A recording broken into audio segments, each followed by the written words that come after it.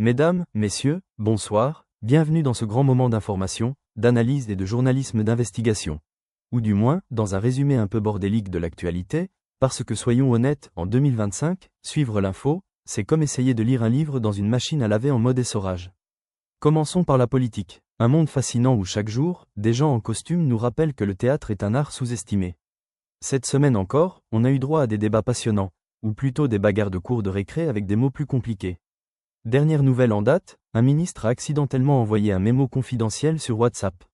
Au mauvais groupe. Résultat, toute sa famille est désormais au courant du prochain plan de réforme des retraites, et sa tante Monique a répondu « Oulala, encore des bêtises ça ».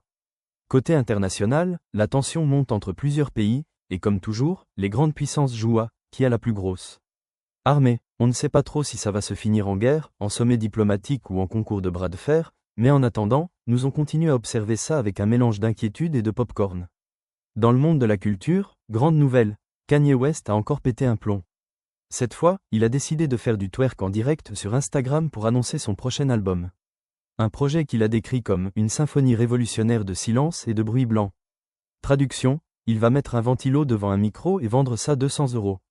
Génie du marketing ou crise existentielle? La question reste ouverte. Pendant ce temps, sur TikTok, une nouvelle tendance fait fureur. Les gens essayent de se faire expulser des magasins en criant « c'est une caméra cachée », alors qu'il n'y a pas de caméra. Voilà où nous en sommes. 2025, une époque où il faut choisir entre lire un livre ou regarder quelqu'un mâcher un stylo pendant 10 minutes en direct. Dans le sport, bonne nouvelle pour l'équipe de France de football. Ils viennent de battre une équipe composée de pâtissiers amateurs et de profs de yoga. Victoire historique. De leur côté, les Jeux Olympiques approchent et les athlètes sont déjà en pleine préparation, sauf ceux de l'équipe de curling qui, apparemment, considèrent que balayer c'est déjà un entraînement en soi. Enfin, terminons par la météo.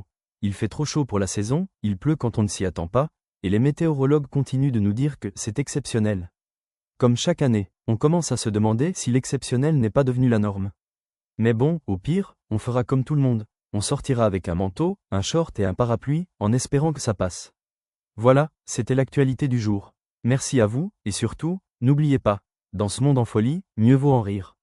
Parce qu'on n'a pas encore trouvé de vaccin contre la bêtise humaine. À très bientôt pour de nouvelles news, et d'ici là, méfiez-vous. Si vous entendez un truc de ouf s'est passé, va voir sur Insta, c'est probablement une info capitale, ou juste Kanye West qui refait des siennes. Bonne soirée.